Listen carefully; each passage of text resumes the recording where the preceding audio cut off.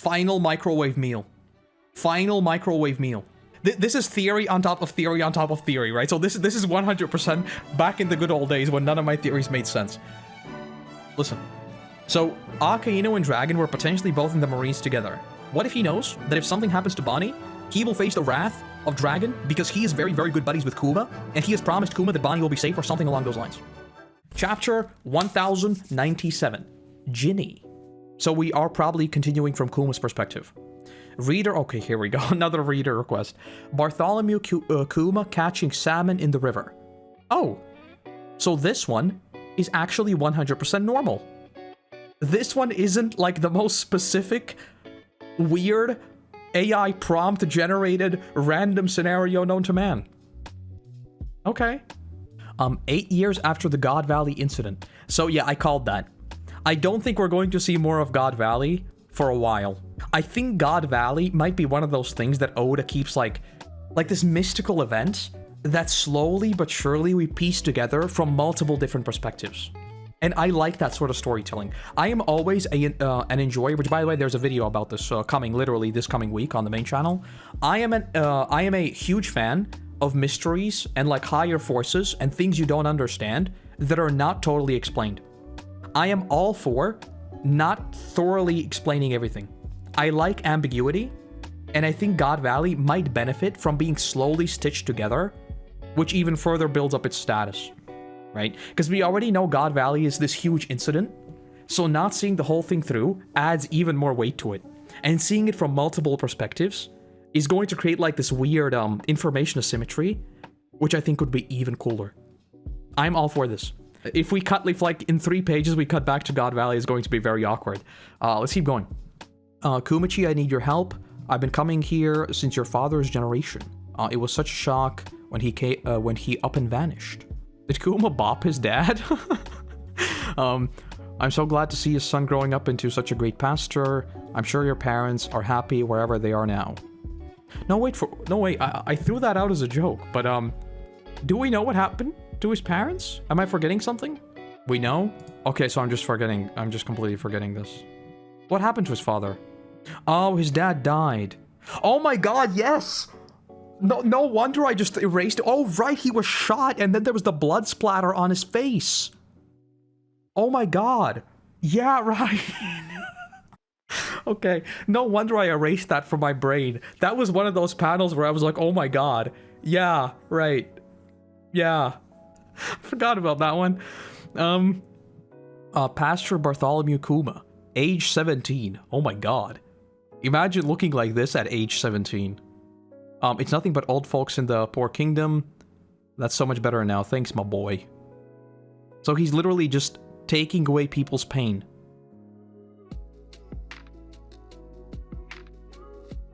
What a blessing it is. The miracle hands. But couldn't you extend hours to the weekdays too? Absolutely not. Only on Sunday. Why would you do that? You're asking a lot for people who aren't even paying us any money. Behave, you greedy old beggars.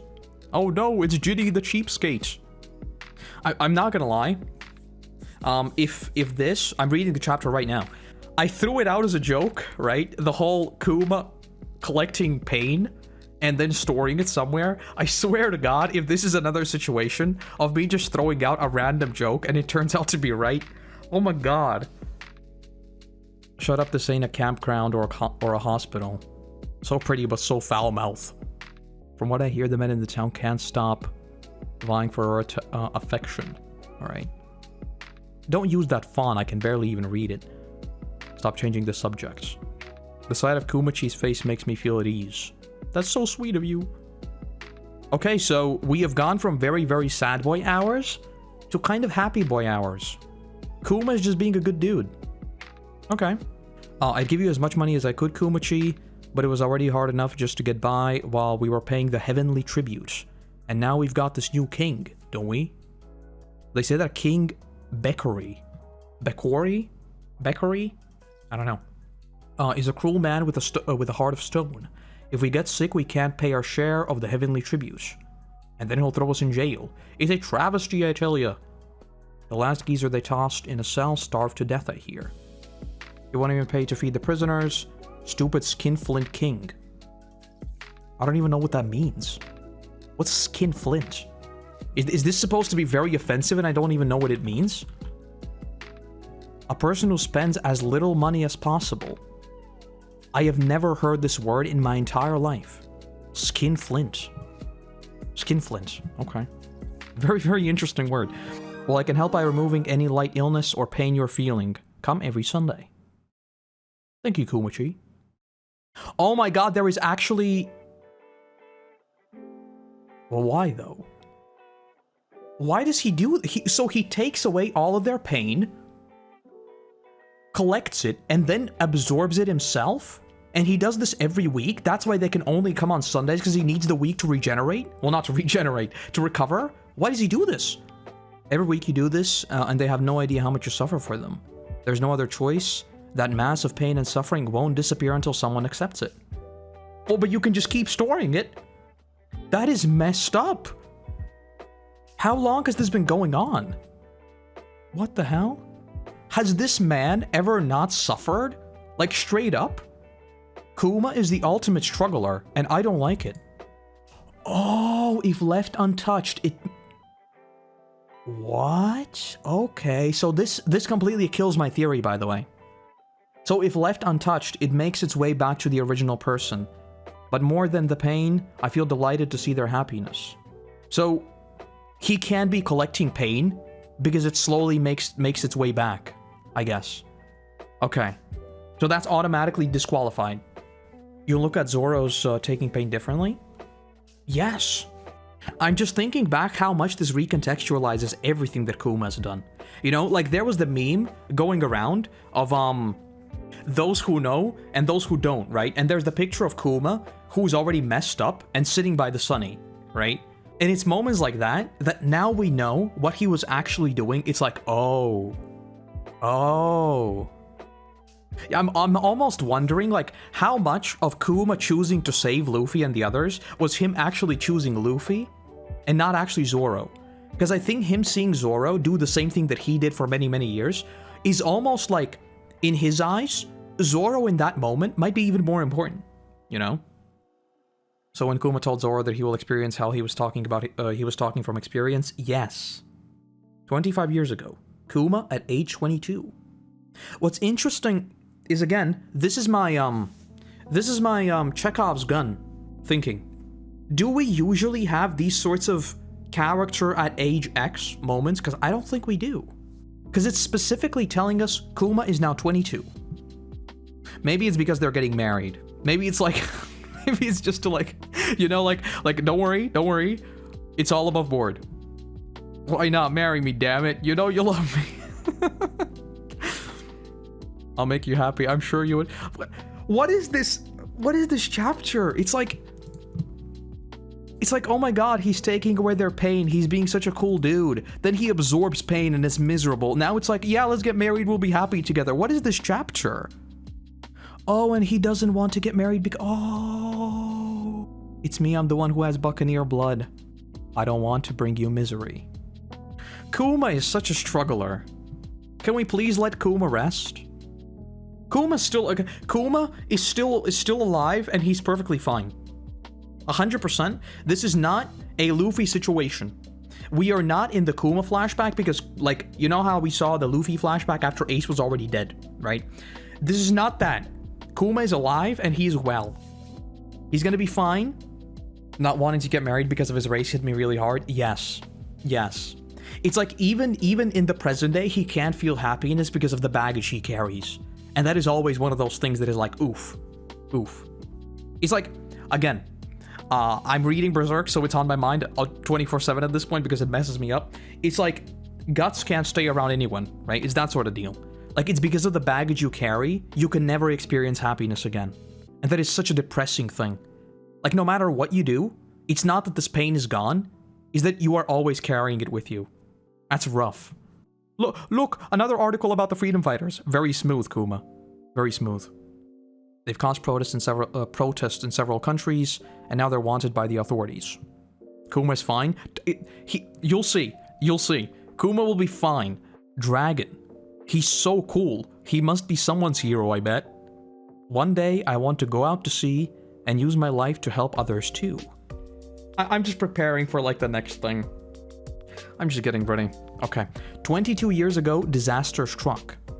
Give your prisoners back. Help us, Kumachi. You dare defy the royal army. Who is this monstrous lug? Well, father, I'm sure you've heard that the laws have changed. Now we're free to do what we want with the people from the south. You know what I'm thinking about now? I'm just thinking about like Kuma manifesting the huge bubble in Marineford. What the hell was that? Because if his power is to bop people and send them moving and to repel like emotions, how can he manifest something that big? Exactly. Kuma's ultimate move will be to extract all of his pain and inflict it on someone, right? What if his power is literally him using his own, like, trauma, basically, as a weapon? Because that is messed up. That was an air bomb? We think it was an air bomb. It's not explained, though. Because it seems like compressed air. But, is it? Who knows? Gives a whole other meaning to trauma dumping. Oh my god. Oh my god. That would be such a messed up. Imagine, like, oh my god. Imagine Luffy, like, bringing freedom and being, like, so joyous that he can manifest anything. And then Kuma is, like, on the far other side of that, of literally using his own pain to do damage. Like, the pain and the baggage he carries, he manifests into his big bubbles that cause destruction. That would be some twisted irony, and I am all here for it. I am all here for it. I don't know, like right now, and this might be copium, I genuinely think some form of Kuma lives on. I think some version of Kuma will return. Your Majesty, I must admit that this policy is going over poorly with the people of the realm. Don't worry, they will soon be led astray by labels, and look down their noses at the south. Starting today, only the north part of the island is the actual Sorbet Kingdom. The world government determines the amount of heavenly tribute owed by the number of citizens. In other words, the south with all of its old people who cannot pay their tribute should be cut loose. In doing so, the country will be prosperous and balanced. Is this like, isn't this what people do like in real life as well? Isn't this like, what is it called? This is like what they do with like districts, right? They redraw districts to get the people they want to vote, right? I don't know I don't know the technical term for this, but this is like redrawing borders to make sure you get the people you want. Gerrymandering, yes, that's the one. Yes. Incredible. Incredible. So, this is where Dragon's gonna show up, right? This is where Dragon is going to show up, and that's how Sorbet Kingdom is like liberated, right? Why are you in here too? We were clamoring for them to let you go. And then they beat us to the pulp. Okay, incredible. Called it. Called it. Ginny, I'm afraid I haven't even read the page. I just scrolled and I immediately see Dragon in the forefront. I called it. Okay. Ginny, I'm afraid our land is turning into a place of the haves and have-nots. King Beckery is just a tool of the celestial dragons. This whole plan came from someone above him. If we want to fight back, we have to take on the whole world government. So, Ginny right now has some of that Daenerys energy. She's like, I'm not gonna stop the wheel, I'll break the wheel. Basically. This might have happened in Goa Kingdom in their slum separation?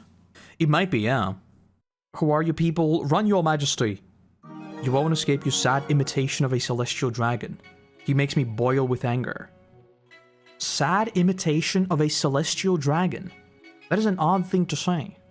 The king's given in, the enslavement policy is no more. Through someone's interference, the Sorbet Kingdom avoided disaster. Through someone. This man you're infatuated with certainly is a wild one. You'll be so impressed with him, Dragon. Kuma, Ginny, I'm here to get you out. So you've been imprisoned, eh? What? Is that you, bro? Eva? And is that... Listen up, Kuma. If you're still the same man as that boy back then, come with us and change the world. Okay, so Eva, once again the GOAT. Eva's like, listen, I got a buddy. He's pretty cool. Let's go get him. I like that. I like that it's just like, they show up, they do a prison break, and like, Kuma, let's go change the world. We're assembling our Avengers, let's pop off. Let's break the wheel. Okay. The freedom fighters led protests in countries around the world after the arrival of the great era of piracy and the tragic fall of Okura, the group took up arms. What a bunch of badasses. I know a guy, basically. It's like, listen, we want dudes. That was a very cool dude. We need to go get him. And with the addition of Kuma to the twin pillars of Dragon and Ivankov, they underwent a transformation and became the revolutionary army the world would later know and fear. I'm going too! So this is basically the origin of the revolutionaries. It's basically what this is. And even though it is the origin of the revolutionaries, we still don't know anything about Dragon. Dragon shows up, frees Kuma, that's it. Mic drop. Okay. We still lack a solid source of funds. The plan is to act like the mercenaries and lend our strength to rebellious elements seeking to overthrow their kings. Those who wish to join us will be taught how to use weapons and fight with them. One day, I want to raise this into a massive armed force scattered across the globe. You did learn how to use weapons, Dragon. Just looking at the sails and everything on the ship to see if I recognize something. I spent some time in the Navy. Hey, yo. Sadly, I couldn't find any of the justice they wear on their backs. It's strange to be at odds when both the Navy and revolutionaries just want to help people. Well, I'm with you all the way, Dragon. You won't regret it. So, Dragon was a part of the Navy. Sometime. I think sometime is underselling it. I think he was high up in the Navy. And I think that's why he might be the world's worst criminal. Not because he leads the revolutionaries, but because he betrayed someone very, very high up. That's another confirmed major theory. Yeah, I've heard about this. The Dragon might have been even an admiral in the Navy. I think so. Because deserting is a huge crime, right? Well, not a crime, but it's very, very, very bad. So if he left the Navy and became a literal revolutionary, that alone would make him not a very good individual in the eyes of the world government. I wonder what turned him. Oh my god, and I just realized another thing. I am so dumb. He doesn't have the tattoos. I didn't even think about that. Kumachi is back. I'll return now, and then I want to make sure you're all right. That's so sweet. 8 more years had passed. I doubt he was an admiral, but a vice admiral with a good shot at becoming an admiral makes sense. I think so, yeah, because usually when you say, I spend some time in the Navy, it's again a matter of why didn't he specify, you know? And if you say some time, usually that's the usual way of in media saying, oh yeah, I've spent some time there, and then you're 3 chapters later, it's he was the highest member, he spent 20-something years there, he was actually legendary among everyone. It's you said you spent some time, not you were the biggest Chad. You know, I'm just thinking of generally how these sorts of things go. I'm not sure where he fell, but I think the use of some time implies that he was relatively high up. Maybe he was a Marine during the Okura incident, and that's what changed him? I don't know. I would have to go back to the Okura, what we see with Vegapunk in Okura, and then the Okura incident itself, and sort of check the times there. I'm not sure if that fits. It might fit. Purely idea-wise, I think it fits. I'm not entirely sure, though. He was in someone as high as Vice Admiral simply because nobody knew who Dragon was before Marineford. If he was an Admiral, then people would have known he was called Monkey D. Dragon. Good point. Well, actually, no. He wouldn't necessarily have to use his true name. Then again, why wouldn't he use his true name? That is a very good point you bring up. A matter of names. And I'm just thinking about how Garp plays into all of this, right? His son was an actual Marine and then became a revolutionary, right? And now we have Luffy, who's just a pirate. The Marine angle being introduced now is very, very interesting. I'm not sure if it's just to add flavor to Dragon and why he turned, right? Because that's the usual thing you would, again, that's usually how these sorts of stories go. Why are you a revolutionary? Why are you going against the machine? Well, I was a part of the machine, but I realized the machine doesn't work, right? So now I'm going against the machine to fix the machine, right? It's the usual, I'm not trying to stop the cycle, I'm trying to break it down and rebuild it from the ground up. That sort of vibe. So I'm not sure if it's that, or there's more lore there. Very curious. Everyone should know Garp's son. That's what I mean. Yeah, something about this I'm not sure how it fits in, timeline-wise. It's very odd. To be fair, the whole thing that they didn't know, like Ace and Luffy was also kind of weird, but it makes sense. It makes sense enough. Like, names and identities in One Piece are always kind of odd. Like, the information asymmetry exists, and I think it's... With things like these, I just need to go back and reread that section, basically. There's another theory about Dragon and Akainu serving together as cadets, and they rose up together in rank. They eventually, he quit because, which is why Akainu has this obsession with Dragon and even calls Luffy Dragon's son. Oh, I like that. I like that.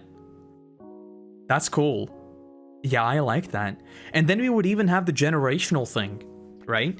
Where Buggy is disappointed in Shanks, that Shanks didn't go after the One Piece, and Akainu could be disappointed that, whatchamacallit, Dragon never continued with him, and he just became a revolutionary, right? It's sort of that brother in arms that disappoints you. I like that.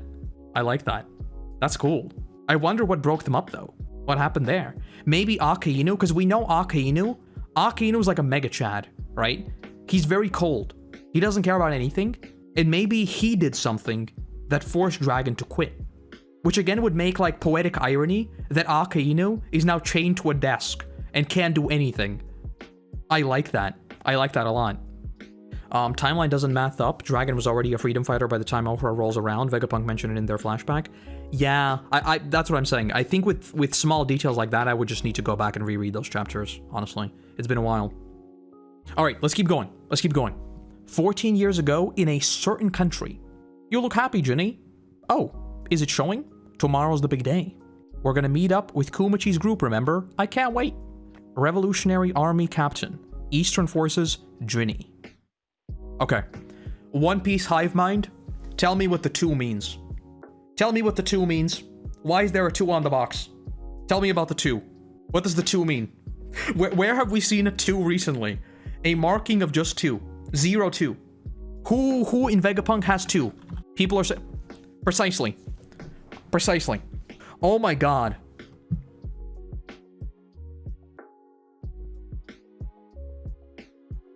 No.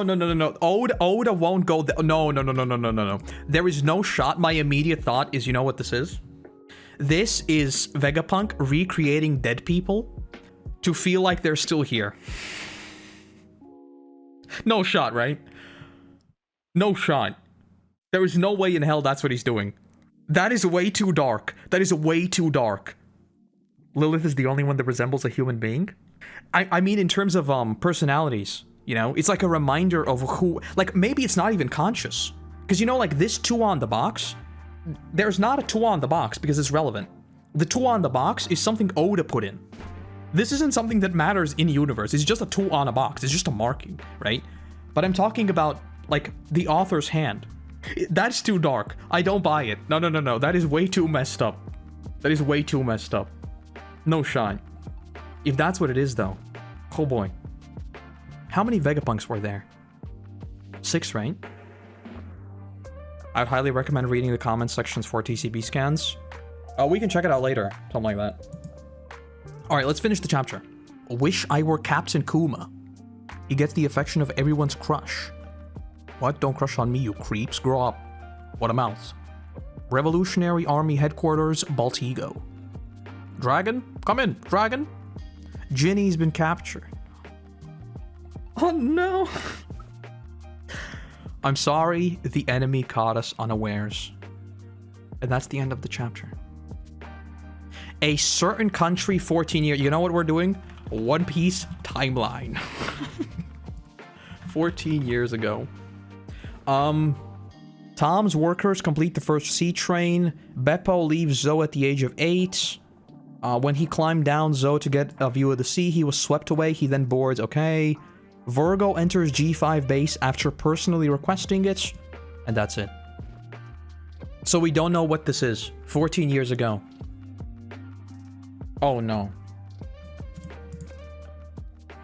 Oh no. I'm just thinking about Vegapunk. What if she is one of the first people he tried replicating? And Kuma was like one of the last. Kuma was a part of the Pacifista project, but the rest of them were already replicated in the Vegapunks. I really, really hope that's not what it is. I really, really hope it's not what I'm thinking. Because if whatchamacallit, if this is a case of, like, Vegapunk promising them that he can, like, somehow reunite them even in death, it would be the most messed up thing Oda has ever written. The Revolutionary Army got an L that sent Eva to Impel Down and make Kuma Warlord, and I think this is the one. You mean this attack? Do we know when Kuma became a Warlord? I don't think we do. Yeah, we don't. Oh my god, I have so many thoughts about this. I really hope none of them turn out to be right. This is a flashback. Don't forget this is a flashback. This is not the present day story. In flashbacks, everyone here, except Dragon obviously, is in danger. Everyone you're seeing on screen could potentially be shot in the face 10 times. This spawns so many possibilities how he became a tyrant, having Kuma's girlfriend as a hostage. That's what I mean, right? And the thing is, like, for the first part of the story, when we heard about Vegapunk and all of his experiments, we didn't really know about him that much, but considering how much he helped the Navy, he was built up as 100% on the Navy's side. Now that we've met him though, it's more so a case of him actually having even more advanced technology, but the Navy sort of just leeches off of him, right? Like when we arrive to, can you imagine if, like, the laser beams and everything he has on Egghead, and he's calling them failures, if the Navy actually used them? We'd be long dead. It'd be real bad. So, he's not a bad dude, right? So if you think about it in the context of that, like, Kuma gave up his own personality and gave up everything to become his, basically, test subject, right? Why did he do that? What if he promised Kuma to, like, upload his brain together with his girlfriend? That would be the most messed up thing you could ever write. And it's like the reason why Kuma was, like, fine with it is because he would reunite with her. That would be real bad. Chapter 1100 going to be fire? Yes. I can't even imagine what chapter 1100 is going to look like. Like, we have so many converging forces that it's insane. Like, in a sense, this is becoming our own God Valley. Like, the only thing that we don't have... Actually, no. This is becoming our own God Valley. Basically. It's insane. Kuma comes to Egghead making the ultimate sacrifice. Can we please just let Kuma rest? Please? This is the first time in One Piece history where I'm like, I don't want Kuma to die. I don't. He's suffered enough. Let our poor boy rest. Like, the only thing he has done is suffer. I want him to meet Luffy, though. I want him to meet Luffy and be like, he came. He's actually here. I saw him with my own 2 eyes, and I knew it, he would return. If he dies with that, that would be the most potent emotional damage. Exactly, I just need Kuma to see Warrior of Liberation before his death. Yes. Yes. If we see him... Oh my god. Oh no. Okay, listen. Remember how when we arrived at Egghead and everything started to shape up like Sabaody? What if we are back to that? What if Kuma... Oh my god, I've gone in so many circles and I'm right back to my first theory. What if this is Sabaody? And Kuma's last words are literally like, I am so glad I saw you, let me save you. And he sends them away again. Because he's seen the Warrior of Liberation, he knows that what he did was for the right power, and he's like, yes, you are back, you will save the world. Let me save you, please carry on my legacy, this is where I die. Please no. My main theory at the moment is that Saturn made a deal with Kuma on God Valley, and now he's using Ginny to bait out Kuma and capture him. Wait, Saturn made a deal with Kuma on God Valley, and now he's using Ginny to bait out Kuma and capture him. There was no reason for Saturn to leave Kuma alive when they met, unless a deal was made. I don't think Saturn left him alive. I think there was something else that happened there. I think we just don't know what it is. Then again, he does become a warlord. He's set up so bad by Oda, showing that he was born to take pain and set up Luffy. Yes. Like, we always talk about who has suffered the most in One Piece, right? There's always the who has the saddest backstory. Am I alone in saying that Kuma clears all of them? Kuma, I don't think has been happy for a single day in his life. Like, he has these small victories, right? Of like, I am so happy that I'm full. But even that, like, he turns around and takes away everyone's pain and literally deals with it day after day. Like, I am sorry, you can tell me that, oh, freaking, what's his name? Brook sailed for 50 years alone. Bro, Kuma suffered for 50 years alone. This is so bad. This is so bad. I think it would be really, really interesting if this does turn out to be like a parallel story of Luffy and Kuma, with Kuma being like the hands of liberation and Luffy actually being the liberator. I think that would work so, so well. Like, Kuma's life legacy was to fight alongside Dragon, and then Luffy comes along and he was like, yes, I knew I was on the right side all along. You are here, let me help you, let me be your hands. Kuma watching as Nika punches Saturn, destroying him. I wish. Okay, let me say it right now. Speaking of Egghead, if we actually see, whatchamacallit, like if Luffy just punches Saturn, I'd be very disappointed. I'll say it right now, if this turns out to be right, I'd be very, very disappointed if that's what we actually see. I've been saying that the 5 elders are clowns for the longest time. If they show up with a devil power, like a literal devil, and Luffy just punches him again, I want something. Like, I want something different to happen, you know? I think he pawed Saturn, that was not expecting his move, so it caught him off guard. Like, the whole pawing Saturn away, I would like it, but, like, again, it's Haki, right? I just don't understand why Haki is so soft, if that could happen, you know? Dragon is revealed to have... Okay, let me bring this up on stream so we can actually look at it together. Dragon is revealed to have belonged to the Marines back in 2012. Oda drew someone resembling Dragon as a Marine in the color spread of chapter 691. The Dragon and Akainu talk at that time, since they happen to be the same age. The only thing that gets me is, people are saying he's too ugly to... No, what I was going to say is that his hair is brown, right? In the anime, isn't it like basically pitch black, just like Luffy's? It doesn't make sense that it would be brown. I think it's too light. I'm not sure I buy this. I'm not entirely sure. It's been demonstrated before that strong enough Haki makes you invulnerable to devil fruits, so unless the Elder Stars don't have Haki, I don't know what to make of it. Exactly, right? It's again, the, like the whatchamacallit, like Haki as a system is so soft that you have situations like, and I asked this multiple times back in Dressrosa as well, why doesn't Law just constantly teleport Doflamingo around and try to trap him in water, right? Like, why does Law, whenever he's fighting someone, just immediately not move toward water? Grammar. Why doesn't he just try to put people in water, right? And if he can move people into water, why not put them above water so that they fall into water, you know? The answer is Haki. If you have strong Haki, you can cancel it out. Makes sense, right? I don't like it, but it makes sense. Because it's one of those things that we can't grasp.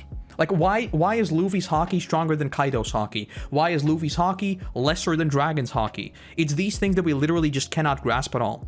And that's what I don't like. I'm not a fan of Haki. And if that is what happened with Kuma and with Saturn, then I'm like, what the hell? How does Kuma have stronger Haki than a dude who is immortal? A dude who is literally immortal and has had a lot of time to train.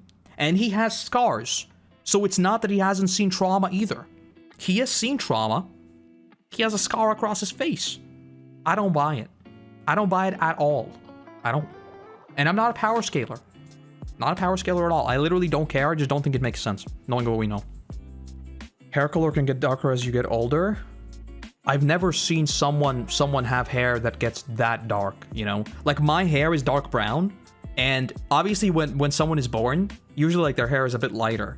But going from this, and at this point he must have been like 20-something, right? I am 20-something. I don't think my hair is going to get darker or lighter anymore. It's gonna get lighter. I 100% will like go freaking whatchamacallit. I'll have gray hair in like 3 years probably. But I don't know. There is a resemblance. There definitely is a resemblance. I'm not saying there's not a resemblance. I just don't think the resemblance is strong enough for me to buy it completely. Haki is a manifestation of will. It will be quantified when the will is. Yeah, but like, let me just put it this way. I don't think that Kuma, no matter what he does, no matter what he wills, at that point in time, would be able to beat a literal immortal dude who is at the top of the world. I'll just put it as bluntly as that. You know, like Luffy? Luffy has never wavered. Luffy has never wavered even once. Yet he still has his face pounded in, you know? So it's not as simple as just having infinite will. Like, even against the strongest foe, Luffy has never shown weakness. Yet he still gets defeated. I'm just not thinking about Haki. I don't like Haki. I don't want to think about it. Whatever Oda cooks, I'll just be like, you know what? Sure. If it makes sense, sure. If it really doesn't make sense, then we can talk about it. Check out comment sections on TCB scans. Where do I look? Going by the size and actual damage that was inside the bubble, I will say that Zoro was an absolute beast, taking it all while already being hurt. That is why Zoro is the GOAT. Zoro is the GOAT. I think Rocks might be alive and delivered that flashback because why Oda would not reveal... Yeah, that's the thing. Like, we talked about this last time as well. The biggest thing about Rocks is why is Oda still keeping him in shadows? There is no reason to hide him in the shadows unless his identity is relevant to someone we know. People are memeing about Buggy. Or number two, because he's still around. There's like the two only reasons that Oda still has not revealed his face. Like, even during God Valley, we still didn't see his face, which is unheard of. That's insane. Because when you think about like the Roger flashback in Wano, right? It was like you cut to Roger, and suddenly it's just Roger's entire story. Like, there is no ambiguity whatsoever. It's just the entire thing. Rocks, though. Rocks is still an enigma. Haki can be trained and can only be tested. It's when you're down that your will actually grows and shatters. Maybe Haki is the same. The harder the adversity, the stronger he gets. I think so, yeah, because like with Kobe, we heard that it's only awakened when he got blasted, right? So his Haki awakened after Marineford. But if you look at someone like Saturn, like, dude's got scars across his face. And in a story like One Piece, scars across your face, or scars in general, are like the universal tool to convey damage, right? Like, that's why Luffy's chest is literally covered in a huge scar, you know? Ditto for Zoro, right? All of these things convey experience. And that's what I mean. Like, no matter what Kuma had lived through, at that point in time, I just don't buy him bopping him. If that's what the answer is, then I'm kinda like, is there going to be a battle at all on Egghead? Because if Kuma was able to bop him back then, Luffy should be able to wipe the floor with him. I don't know. Wait, hold on. Actually, yeah. Kuma's memories will return to him 100%. Hold on. We talked about pain slowly returning to the original. Why can Kuma's memories be contained? Hold on. No, my theory is still alive. Because that means that Vegapunk has the technology to contain... We're back in business. Listen. Kuma's memories are Vegapunk's project to bring him back. That is number one. That is recipe number one, okay? It's a microwave meal, but it's a meal, right? So what Vegapunk is doing is making sure that his friend never dies. Very wholesome. Number two, he will also contain pain.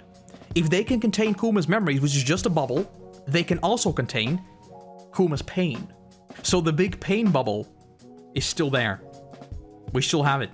The theory still lives. Somewhere deep in Vegapunk's lab, there is a huge bubble of pain that is contained. And once it is unleashed, it will return. But that doesn't make sense because who would... Repelling pain and suffering.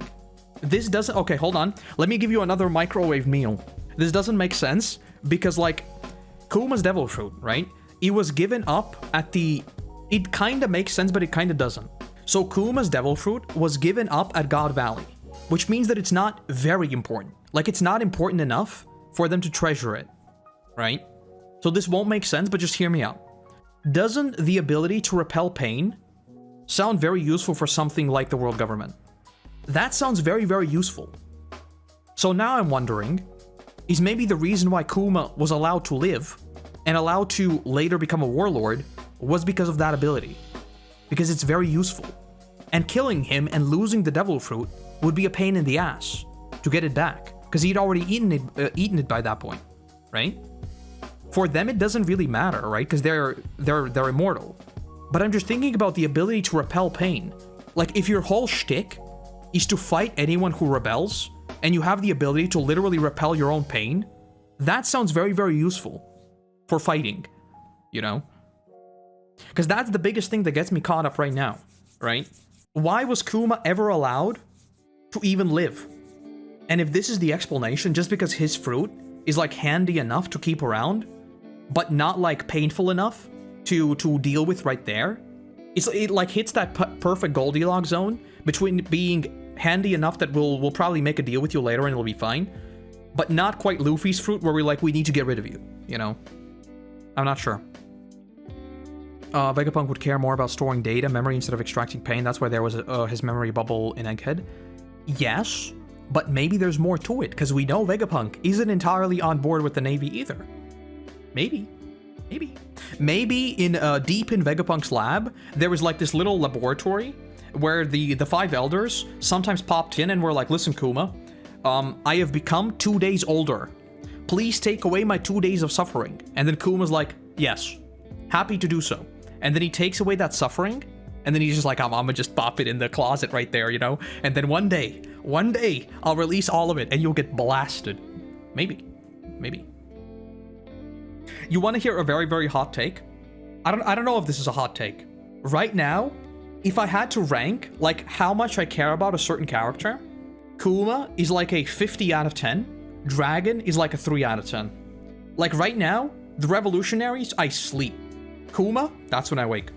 For the longest time, I was like, please, Dragon, do something. Dragon, please come back. I want you to do something. You're in the story. You're supposed to be important. Please do something. Now that we're seeing Kuma's backstory, I'm just like, you know what, Dragon? You've been away for this long. I don't even want you anymore. Don't come back. Don't. I just want to see Kuma. You know what I also find very, very interesting? This really feels like one of those convergence points, right? The fact that Garp is basically dead. The fact that we are now learning that that Dragon was a Marine and is a disappointment for Garp, basically, because he became a revolutionary. We have Kuzan, who is also a disappointment for Garp, and he is now a part of the Blackbeard Pirates. And now we have Luffy, who is fighting the world government right now. Like, all of these plot threads sort of connect, but not quite. And I don't know when they will converge. I'm going in circles. I think I could sit here and make theories about Kuma for a very, very long time. Because frankly, Kuma is the GOAT. Let me give the chapter a rating. I'll run through it very, very quickly again. And then I'll give it a rating. This is a good one. So Kuma's repelling pain. He's collecting pain. Then he absorbs a lot of pain. What a mega chad. What would Kuma's awakening look like? What if Kuma's awakening is like showing up? Oh my god.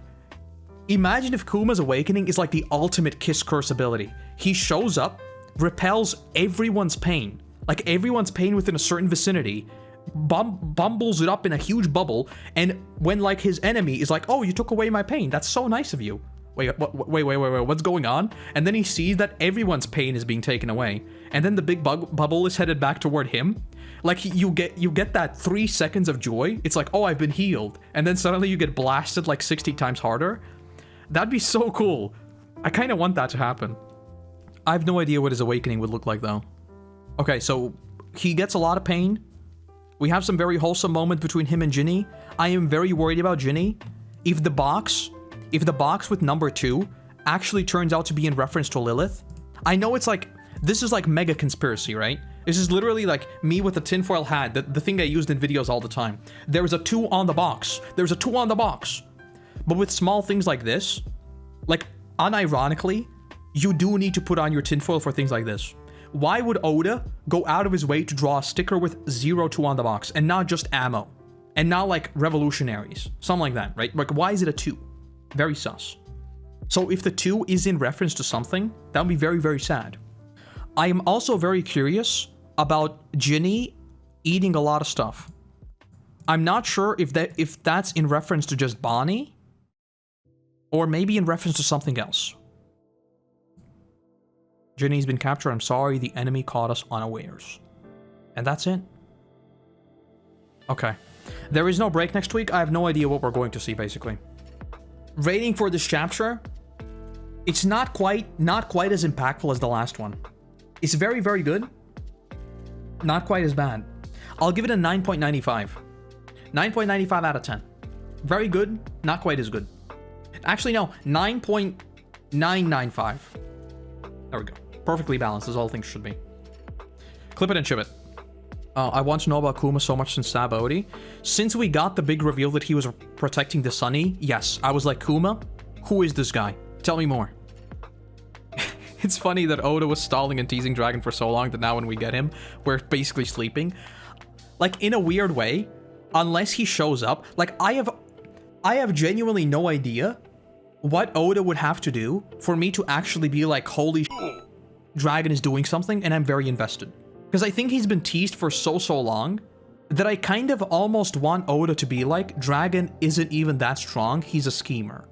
Because I think whatever Oda does with Dragon specifically, like, I don't know what he'd have to do. Something very, very big. Like, he has to be a walking sea prism stone, or something like that, for me to be like, hey, yo, hold up, this can spice things up. Because if he's just very, very strong, then at this point I'm just like, well, yeah, but we have Luffy. Like, yeah, you're strong, but Luffy's also strong, and we have Kuma, who's also strong, and we have Zoro, who's also strong. Like, we have a lot of strong dudes, you know? So Dragon better be something different. Final theory, part of the deal was to let Ginny live. It doesn't go well with her being captured. Bonnie is her clone. I think the deal, in some way, I need to reread those parts. Because it also makes me curious, maybe... Okay, another quick microwave meal. Last microwave meal.